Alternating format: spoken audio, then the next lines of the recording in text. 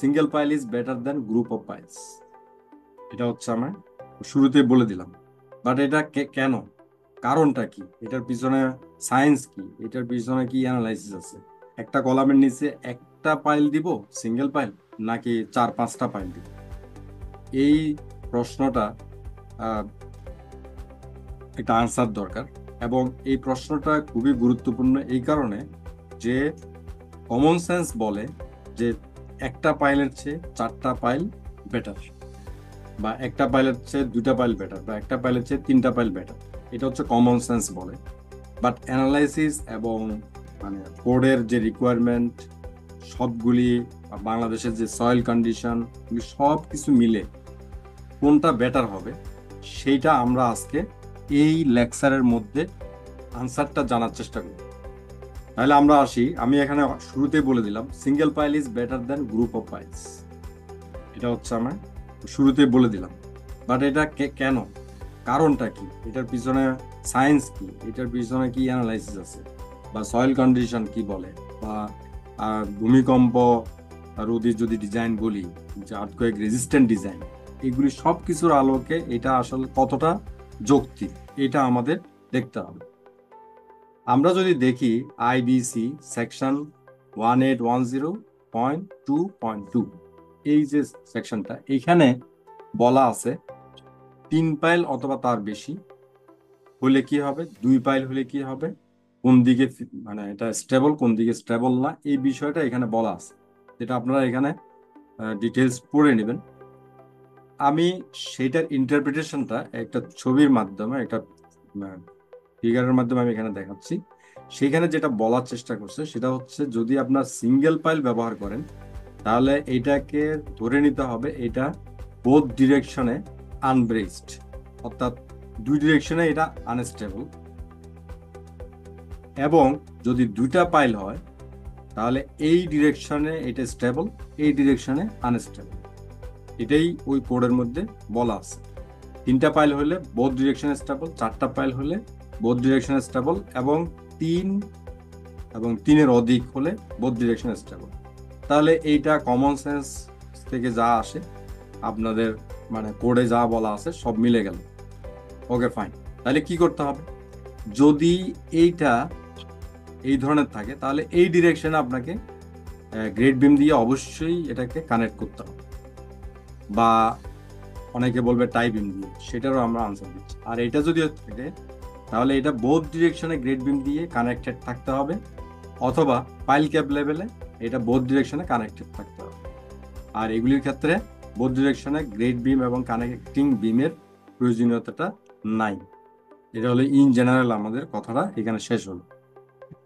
এবার আমরা দেখি যে আইবিসি সেকশনে আবার এক্সেপশন দিয়ে একটা জিনিস বলা হলো, সেটা হচ্ছে যে যদি কোনো পাইলের ডায়ামিটার 24 ইঞ্চি 2 ফুটের বেশি হয়, 2 ফুট এবং অথবা 2 ফুটের বেশি হয়, এবং সেই ক্ষেত্রে আরেকটা কন্ডিশন দেওয়া আছে, এই দুইটা কন্ডিশন যদি ফুলফিল করে, যে এটা ডায়ামিটার এবং লেংথের একটা রেশিও দেওয়া আছে 12, এই দুইটা যদি কন্ডিশন ফুলফিল করে তাহলে এইটা নিজেই স্টেবল। অর্থাৎ এইখানে যে বলা হয়েছে যে আনস্টেবল, সেটা আর থাকবে না। বাট এই কন্ডিশনটা ফুলফিল করা অনেক কঠিন। কারণ কি, এখানে যে এই কন্ডিশনটা লেংথ এবং ডায়ামিটারের যে রেশিও 12 দেওয়া আছে, এইটা আসলে আমাদের দেশে ফুলফিল করা যায় না। কেন যায় না? কারণ হলো আমাদের পাইলের লেংথ অনেক বেশি হয়, তখন এইটা হয় না, সুতরাং এটা দিয়ে সম্ভব না।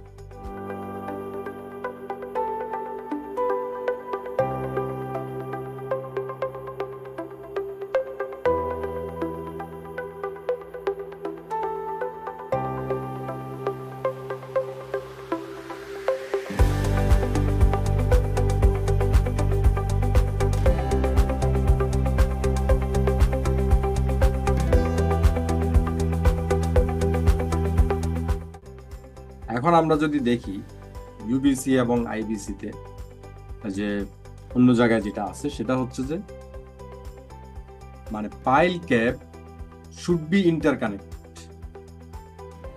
Should pile cap should be interconnected, অথবা বলা হচ্ছে যে ইউ মানে unless you can prove that the soil has enough passive resistance to provide restrain for a force equal to 10% of the larger column load.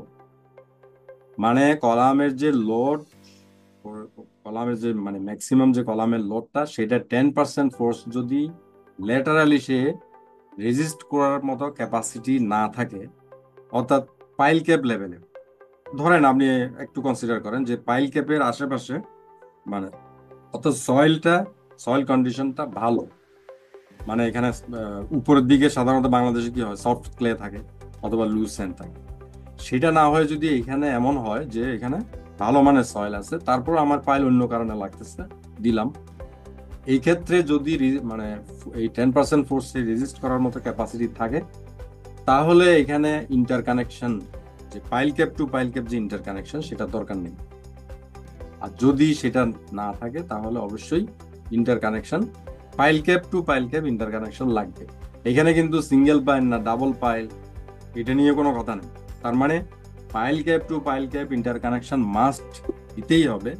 যদি আমি উপরের দিকে সয়েলটা ভালো না হয় এবং সেইখানে মানে পাইল ক্যাপের যে ল্যাটারালি প্যাসিভ রেজিস্ট্যান্সটা সেইটা যদি ভালো মানের না হয়, এবং এই 10% অফ দা মানে কলামের লোড, এটা কিন্তু লোড মানে কম না, এটা ভালোই একটা মানে ভালো মানের লোড, অর্থাৎ টোটাল বিল্ডিং এর যে ল্যাটারাল লোড, মানে ল্যাটারাল লোড যে পার পাইলে যেটা আসে সেটাই এখানে বলা হচ্ছে। তাহলে এটা ফুলফিল করা আমাদের দেশের রেসপেক্টে ডিফিকাল্ট। তার মানে কি, এটা অনুযায়ী, এই ক্লজ অনুযায়ী যেটা দাঁড়াচ্ছে সেটা হলো আমাকে পাইল ক্যাপগুলি ইন্টারকানেক্ট করতে হবে টাই বিম দিয়ে। আচ্ছা, নেক্সট হলো যে আরেক নেক্সট আর্টিকেলে যেটা বলা হচ্ছে সেটা মানে এসডিসি সি অর হায়ার, অর্থাৎ আমাদের সাইজমিক ডিজাইন ক্যাটাগরি সি এবং ডি যদি হয়, তাহলে মানে you need to interconnect the piles by using tiles or slab on grade or grade beam. তার মানে এখানে যে ইন্টার কানেকশনের যে কথাটা বলা হচ্ছে, সেইটাতে কিন্তু মানে মানে pile cap to pile cap যে কানেকশন, শুধু সেটা না, সেটা হইলেও চলবে।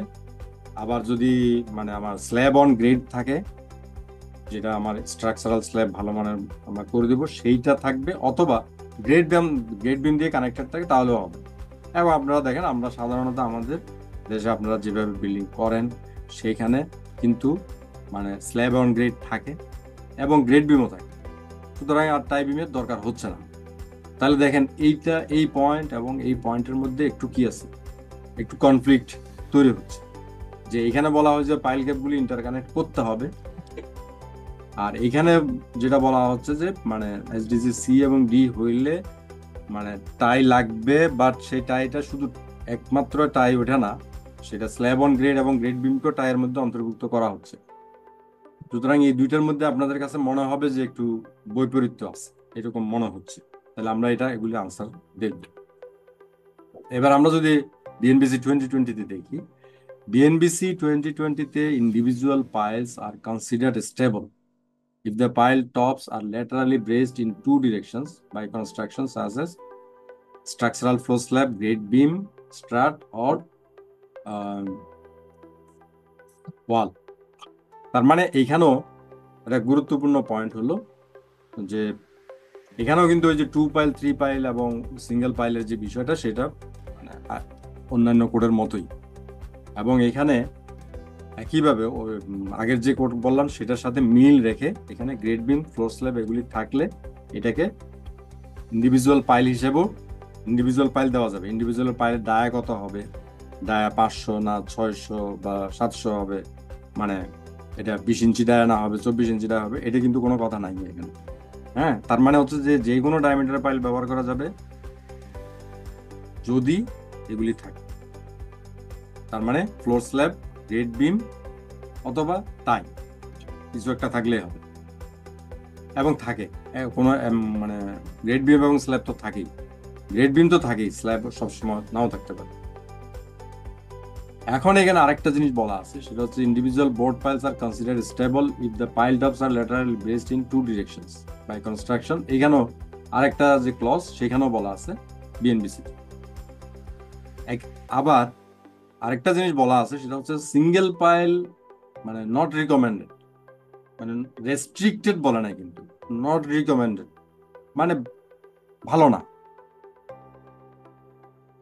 বাট আপনি ইউজ করতে পারেন unless the diameter is 600 mm। আবার এখানে বলা হচ্ছে যে যদি সিঙ্গেল পাইল ইউজ করাই লাগে তাহলে অ্যাটলিস্ট ডায়ামিটারটা 600 mm, মানে আপনার 24 ইঞ্চি ডায়ামিটার হইতে হবে, অথবা 24 ইঞ্চির বেশি হইতে হবে। তার মানে আমরা যদি মানে এইটা এখান থেকে এক্সপ্লেনেশনে আসি যে আমার যে কোনো diameter okay, but 600 mm plus হলে ভালো হয়। এখন মানে আরেকটা বিএনবিসিতে আরেকটা ক্লজ আছে 1.8.5, যেখানে বলা আছে যে সাইজমিক জোন 2-3-4, সাইজমিক জোন 2-3-4 সেটা অটোমেটিক্যালি এসডিসি সি অথবা ডি হয়। ঠিক আছে, তাহলে আমরা এসডিসি সি অ্যান্ড ডি যেটা এর সাথে মিলে গেল।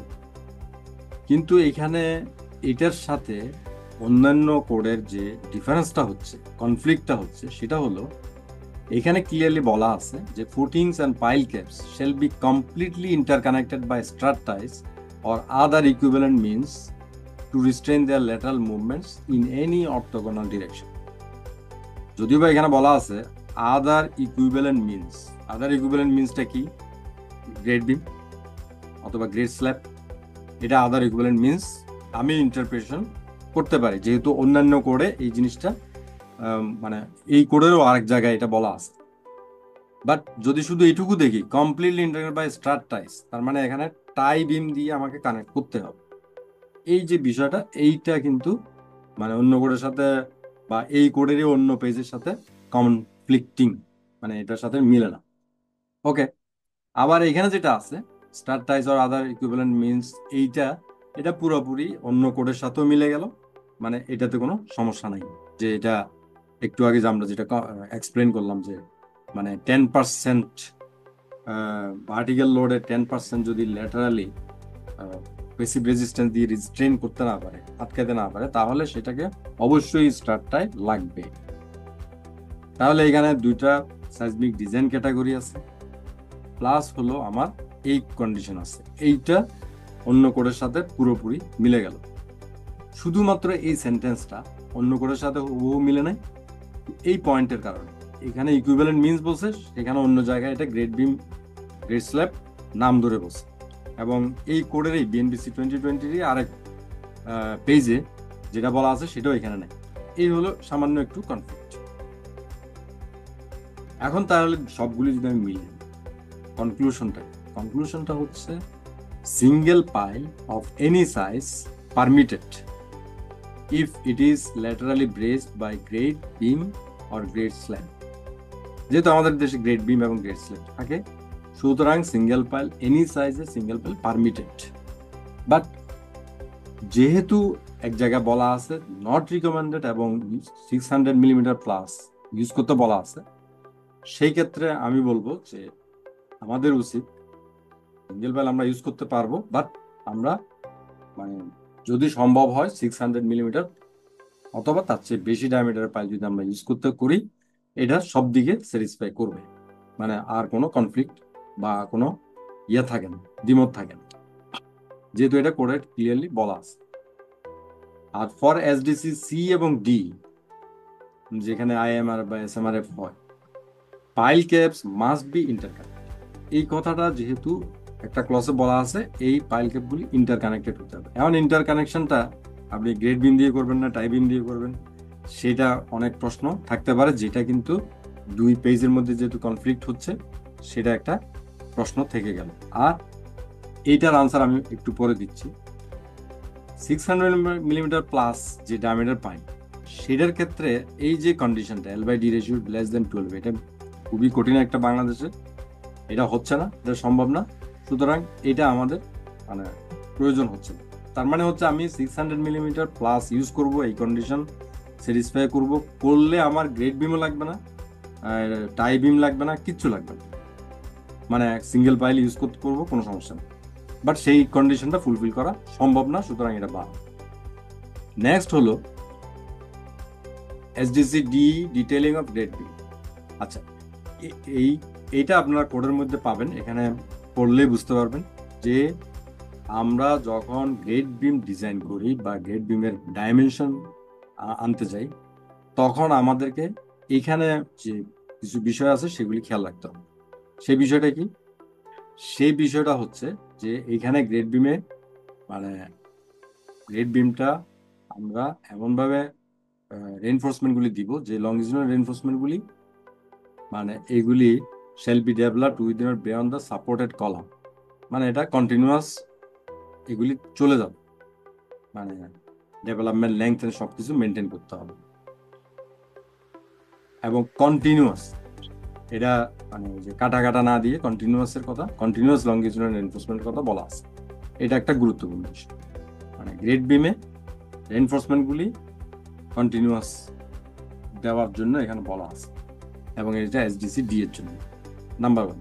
নাম্বার 2 হচ্ছে যে এইখানে গ্রেড বিম ডিজাইন টু একটা হরাইজন্টাল টাই, ওই যে টাই যেটা দিতে হবে সেইটা যদি হয় between pile caps or footings shall be proportion, মানে এইটা এমন সাইজে দিতে হবে যাতে করে যে কলাম টু কলাম যে ক্লিয়ার স্পেসিং সেটাকে যদি আমি 20 দিয়ে ডিভাইড করি তাহলে যে যে ভ্যালুটা হবে সেইটা মিনিমাম হইতে হবে, এবং ম্যাক্সিমাম আমার দরকার 450 মিলি, মানে এটা হলো 18 ইঞ্চি।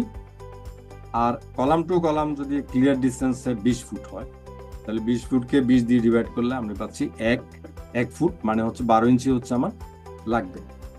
15 ফুট হলে আর একটু কম লাগবে, বাট এই ক্ষেত্রে আমরা কি বলি যে 12 ইঞ্চির কমে মানে যেন দেওয়া না হয়। ওকে, এটা হচ্ছে একটা পয়েন্ট। তাহলে আমরা এখান থেকে পেলাম একটা পয়েন্টে আমরা আসতে পারি যে ঠিক আছে 12 ইঞ্চি থেকে 18 ইঞ্চি পর্যন্ত উইডথ আমরা দিব গ্রেড বিমের। আরেকটা যেটা বলা আছে ক্লোজ টাই দিতে হবে, অর্থাৎ স্টিরাপ দিতে হবে। স্টিরাপের স্পেসিংটা হবে 1/2 of the smallest orthogonal cross section, মানে সে আমি 12 ইঞ্চি উইডথ দিলাম, তাহলে 12 ইঞ্চির অর্ধেক হচ্ছে 6 ইঞ্চি, তাহলে 6 ইঞ্চি পর পর আমার স্টিরাপ দিতে হবে অল থ্রু, মানে মাঝখানে একরকম এদিকে একরকম সেটা করা যাবে না। তাহলে এটা হচ্ছে আরেকটা বিষয়। তাহলে এই দুইটা বিষয় আমরা এখান থেকে পেলাম। এরপরে হলো আমার পাইলের যে ডিটেইলিং, সেইটা অর্থাৎ আমার এসডিসি ডি হলে এসএমআরএফ ডিটেইলিং এর ক্ষেত্রে পাইলের কিছু ডিটেইলিং আছে যেটা এইখানে ফিগার দিয়ে বিএনবিসি 2020-তে সুন্দর করে দেখানো আছে। যে আমার যে প্রথম পাইলের মানে পাইল ক্যাপের বটম থেকে শুরু করে যে প্রথম যে 5D বা 1800 বা 1.8 মিটার এটুকুর মধ্যে আমার 3 ইঞ্চি পর পর এখানে স্পাইরাল দিতে হবে। তারপরে নিচে আমি 6 ইঞ্চি পর পর দিতে পারবো। এই যে রেস্ট্রিকশনটা, এই রেস্ট্রিকশনটা পারে বা আর হলো আর কিছু জিনিস আছে যেগুলি সবাই জানে, অন্যান্য জায়গায় আছে, বাট এই জিনিসটা অনেকে মেনটেন করে না। এটা একটা গুরুত্বপূর্ণ ইস্যু আমাদের, যে বিএনবিসি 2020-তে এটা বলা আছে। এখন আমরা economic solution of tie beam and grade beam, এখন এই যে বললাম যে আসলে ওই যে pile cap to pile cap interconnection লাগবে ইউজিং টাই বিম, এটা যে এক জায়গায় ক্লিয়ারলি বলা আছে, যদিও বা বলা আছে ইকুইভ্যালেন্ট মিনস হলেও হবে। এখন আমরা যদি মানে কনফ্লিক্টে না গিয়ে সবগুলিকে স্যাটিসফাই করে একটা সলিউশন আসতে চাই, তাহলে এরকম একটা জিনিস করা যায়। এটা কিন্তু আমার সম্পূর্ণভাবে আমার পার্সোনালি আমার সাজেশন। এখানে কেউ দ্বিমত করতে চাইলে করতে পারেন, এবং কেউ মতামত যদি জানাইতে চান জানাইতে পারেন, এবং আপনার যদি কোনো আরো কোনো বেটার আইডিয়া থাকে সেটাও বলতে পারেন। এটা এটা মানে আমি যেটা বলতেছি এটা এটা আপনি একদম রিজিড কিছু না, এবং এটা আমার সম্পূর্ণ আমার পার্সোনাল অপিনিয়ন। সেটা কি? সেটা হচ্ছে যে আমি পাইল ক্যাপটা অনেক ডাউনে না দিয়ে পাইল ক্যাপটা একটু মানে গ্রাউন্ড সারফেসের কাছাকাছি দিই। তারপরে পাইল ক্যাপের উপরে, এখন এই পাইল ক্যাপের নিচে সিঙ্গেল পাইল থাকতে পারে, ডাবল পাইল থাকতে পারে, মাল্টিপল পাইল থাকতে পারে, তাতে কোনো সমস্যা নেই। তার উপরে কলাম উঠে গেল। এখন পাইল ক্যাপের ইমিডিয়েট টপে একদম পাইল ক্যাপের সাথে লাগানো এইখানে গ্রেড বিম হবে, এবং গ্রেড বিমটা এমন ডিপ দিব যাতে করে এখানে প্লিন্থ লেভেল যেটা আমার দরকার হয় সেই প্লিন্থ লেভেল পর্যন্ত, অথবা প্লিন্থ লেভেলের 6 ইঞ্চি নিচে, যে এর উপরে তো একটা স্ল্যাব ঢালাই হবে, সেই পর্যন্ত আমরা মেজারমেন্ট করে যেটা প্রয়োজন মনে হবে সেটা আমরা দিব। তাহলে আমরা এখানে একটা গ্রেড বিম দিব যেটা একটু ডিপ হবে। এভাবে দিলে আমার কি হচ্ছে, আমার pile cap to pile cap যে টাই, সে টাই এই গ্রেড বিমটাই সে টাই হিসেবে কাজ করলো, এবং মানে পাইল ক্যাপের সাথে গ্রেড বিমের ডিস্টেন্সটা মানে কমে গেল, মানে থাকলো না, অলমোস্ট মানে জিরো। তাহলে এইখানে আর আমার আলাদাভাবে টাই এবং আলাদাভাবে গ্রেড বিম দিতে হলো না, যদিও বা আসলে এটা প্রয়োজন নেই। হ্যাঁ, কিন্তু কেউ যদি মনে করে যে বিএনবিসি তে যে এই সেকশনটা অনুযায়ী, এই সেকশনটা অনুযায়ী যে মনে করে এটা বাধ্যতামূলক দিতেই হবে, তাহলে আমি তাদের জন্য ইজি করে দিলাম যে এই সিস্টেমে দিলে আপনার ওই টাইপ গ্রেড বিমটা টাই বিম হিসেবে কনসিডার করতে পারবেন। তাহলে আপনার 2 লেভেলের টাই বিম গ্রেড বিম দেওয়ার যে মানে এক্সপেন্সটা কমে গেল। বাট এটা ডেপথ বাড়ার কারণে একটু খরচ বাড়বে, আর ডেপথ বাড়ার কারণে রেইনফোর্সমেন্ট এবং অন্যান্য জায়গায় আপনি বেনিফিট পাবেন। এই হলো সিস্টেম। এবং এখানে গ্রেড বিমের সাইজ আমরা যেগুলি পড়ে অন্যান্য যে বিষয়গুলি দেখলাম সবগুলি যদি মিলাই, উইথ হবে 12 থেকে 18 ইঞ্চি, এবং উইথ কত হবে সেটা আমরা এখান থেকে ঠিক করব, clear spacing divide by 20। Depth 20 inch থেকে 36 ইঞ্চি আপনার প্রয়োজন মতো, এই যে এখানে মিলানোর জন্য প্রিন্ট লেভেলের সাথে যদি মিলাইতে গিয়ে আপনার যা লাগে দিবেন। স্টিরাপের স্পেসিং b/2, মানে অর্থাৎ উইথ যা হবে তার হাফ করে আপনি দিবেন। তাহলে এইটা হলো আমি মনে করি যে একটা ইকোনমিক সলিউশন। এখন আসেন no lateral bracing, no typing. আমরা যদি কোনো ল্যাটারাল ব্রেসিং না দিই, কোনো টাইবিম না দিই, তাহলে এখানে যে পাইলটা লাগবে সেই পাইলটা সিঙ্গেল পাইল দেওয়া যাবে। যদি সিঙ্গেল পাইল দিতে চান, মাল্টিপল দিলে তার কোনো বিষয় থাকতেছে না, সিঙ্গেল পাইল দেওয়া যাবে। সেটা L/D রেশিও 12 কম হবে এবং ডায়ামিটার 600 বেশি হবে। তাহলে এই কন্ডিশনগুলি ফুলফিল করা ডিফিকাল্ট, সুতরাং এটা আমাদের জন্য প্র্যাকটিক্যালি পসিবল না। এবার আসি আমরা ওয়াই সিঙ্গেল পাইল বেটার। এখন আমরা আসি যে সিঙ্গেল পাইল, আমরা কিন্তু অলরেডি একটা কোডের যে বিষয়, কোড অনুযায়ী আমাদের একটা কনক্লুশন চলে আসছে। সেই কনক্লুশনটা কি? কনক্লুশন হচ্ছে single pile of any size permitted, যদি এটা গ্রেড বিম বা টাই বিম দিয়ে কানেকশন থাকে, এবং এই ক্ষেত্রে 600 অথবা তার বেশি ইউজ করলে আরো ভালো। তার মানে সিঙ্গেল পাইল 500 ইউজ করা যাবে যদি আমরা এটা গ্রেড বিম অথবা টাই বিম দিয়ে কানেক্টেড থাকে, এবং 600 ইউজ করলে আরো ভালো। তাহলে আমরা এখানে বলতে চাচ্ছি যে সিঙ্গেল পাইল বেটার কেন? সিঙ্গেল পাইল কিভাবে বেটার? এটার কারণ হলো যে সিঙ্গেল পাইল যখন আমরা ইউজ করি তখন গ্রুপ এফিসিয়েন্সিটা ধরতে হয় না। গ্রুপ এফিসিয়েন্সি যদি না ধরি তাহলে 33% কস্ট সেভিংস অটোমেটিক্যালি হচ্ছে। কারণ গ্রুপ এফিসিয়েন্সি ধরা মানে হলো পাইলের ক্যাপাসিটি 33% কমায় নিয়ে আসা। হ্যাঁ, কারণ ফ্যাক্টরটা হলো 0.67, 33% কমাইতে হয়। আর যদি আমি সিঙ্গেল পাইল ইউজ করি তাহলে আমার গ্রুপ এফিসিয়েন্সি 1, তাহলে আমার অটোমেটিক্যালি 33% পাইল কম লাগবে। নাম্বার 1। নাম্বার 2 হচ্ছে সিঙ্গেল পাইল যখন আমি দিব অবশ্যই আমাকে লার্জ ডায়া দিতে হবে, কারণ সিঙ্গেল পাইল দিয়েই তো আমার পাইলের ক্যাপাসিটি এমন আনতে হবে যাতে কলাম সে সাপোর্ট দিতে পারে। তাহলে lateral capacity of large dia single pile is better than equivalent vertical load capacity smaller dia multiple pile. আমি বিষয়টা ক্লিয়ার করি। সে আপনার একটা সিঙ্গেল পাইল দিলেন 700 টাকা, সেটার ইকুইভ্যালেন্ট ভার্টিক্যাল লোড নেওয়ার জন্য আপনার সে 3টা 20 ইঞ্চি ডায়ামিটারের পাইল লাগে। তাহলে ইকুইভ্যালেন্ট, এটার একটার ইকুইভ্যালেন্ট হচ্ছে কি এখানে 3টা ভার্টিক্যাল লোডের রেসপেক্ট। এটা হচ্ছে 700 টাকা বা 750 টাকা, এটা হচ্ছে এটা ওটা হচ্ছে 500 টাকা। তাহলে দুইটা ভার্টিক্যাল লোডের রেসপেক্টে ইকুইভ্যালেন্ট।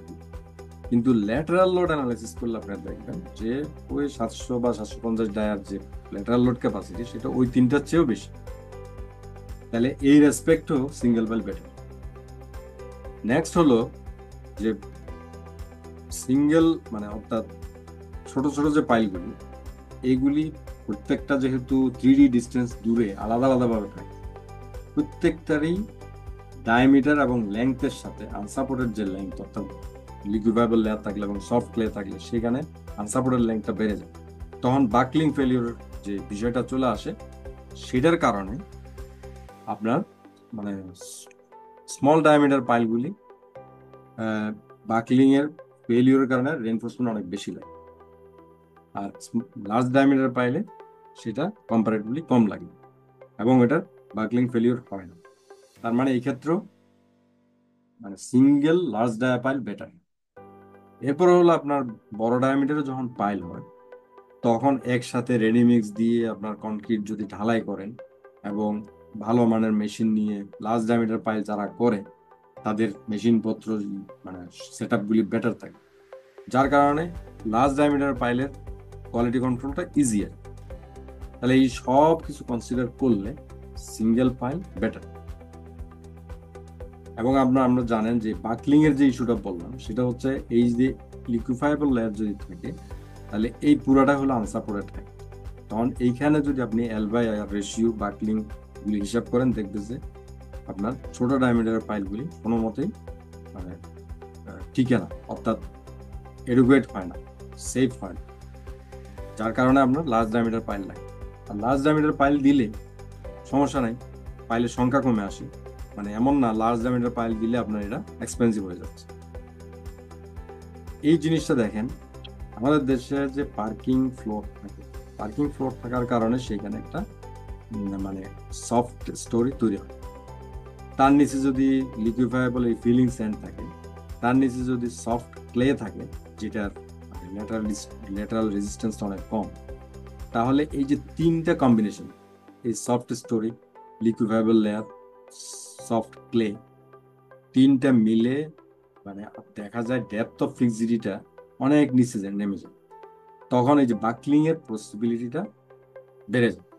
এই যে এখানে ডেপথ অফ ফ্রিক্সিডিটি এখানে দেখানো হচ্ছে, সেটা এখানে হবে না, তখন হয়ে যাবে এই সমস্ত জায়গায় হয়ে যায়, বা অনেক সময় এখানে হয়ে যায়। তখন বাকলিং এর পসিবিলিটি বেড়ে যায় এবং এই পাইলগুলির ডায়ামিটার বাড়াইতে হয়। এই হলো আমাদের দেশের রেসপেক্টে কেন বড় ডায়ামিটারের পাইলটা বেটার।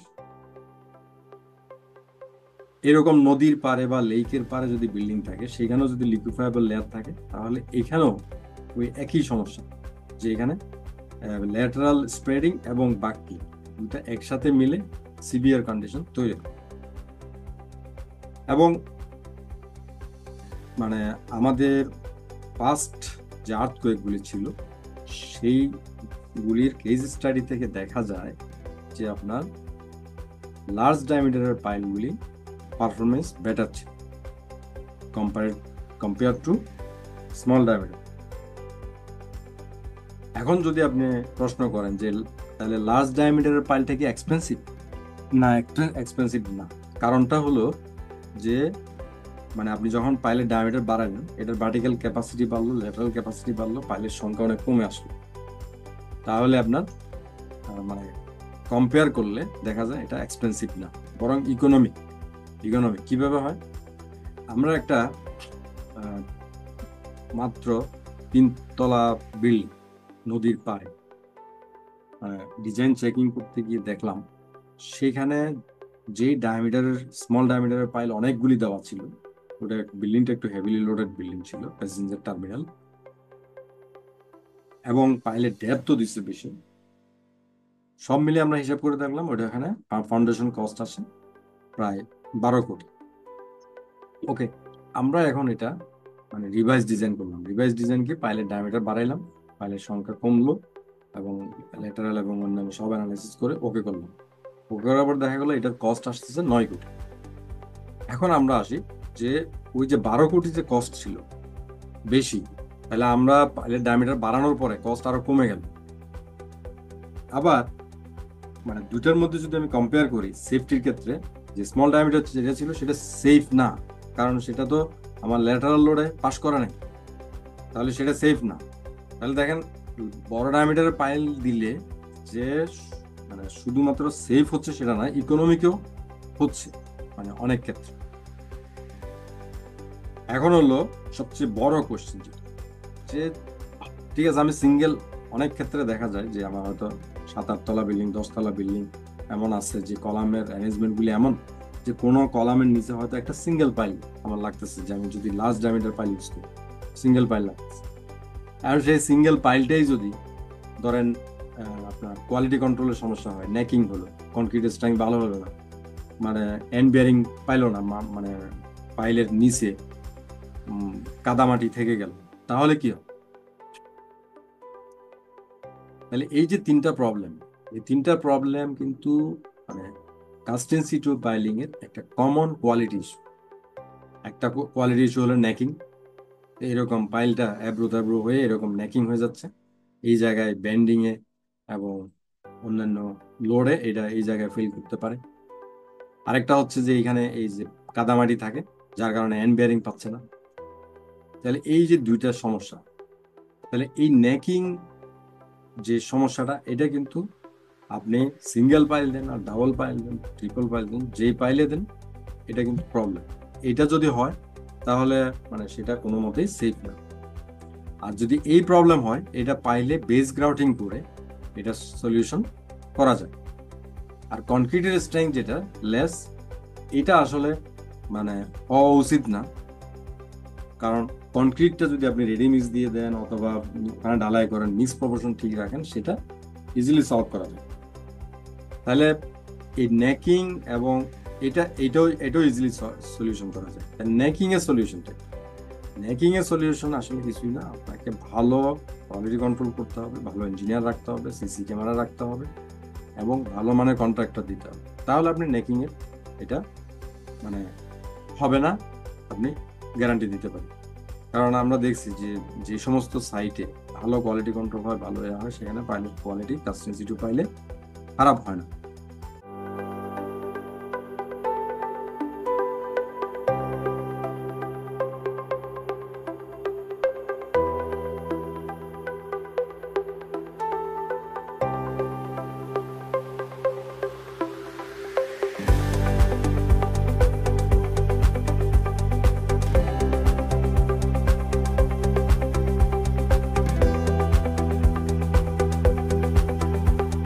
আচ্ছা, আমরা একটু দেখি।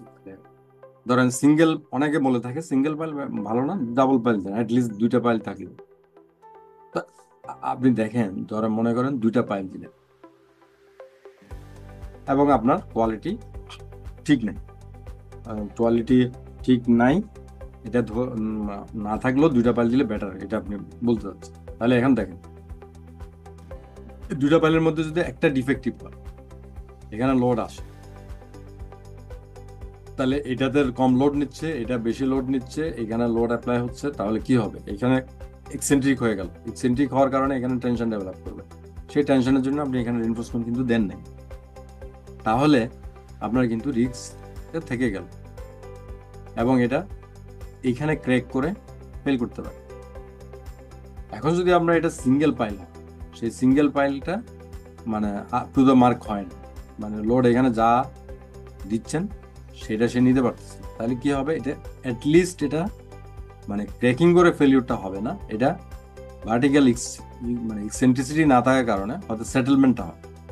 তো সেটেলমেন্টের ক্ষেত্রে যেটা হবে, হয়তো টোটাল বিল্ডিংটা হঠাৎ করে কলাপস করবে না, বাট সেটেলমেন্টের কারণে বিভিন্ন জায়গায় হয়তো ক্র্যাক ডিস্ট্রেস ডেভেলপ করবে। বাট এইটা আমরা আশা করি না, কারণ এটা হচ্ছে কোয়ালিটি কন্ট্রোলের ইস্যু। কোয়ালিটি কন্ট্রোলটা যদি আপনি ঠিক মতো করেন, তাহলে single pile, double pile, multiple pile সবগুলি কিন্তু আপনি করতে পারবেন। কোয়ালিটি কন্ট্রোল ছাড়া কোনো কনস্ট্রাকশনই করা উচিত না। এখন যদি আপনি বলেন না আমি কোয়ালিটি কন্ট্রোল করতে পারবো না, তাহলে কনস্ট্রাকশন কেন করবেন?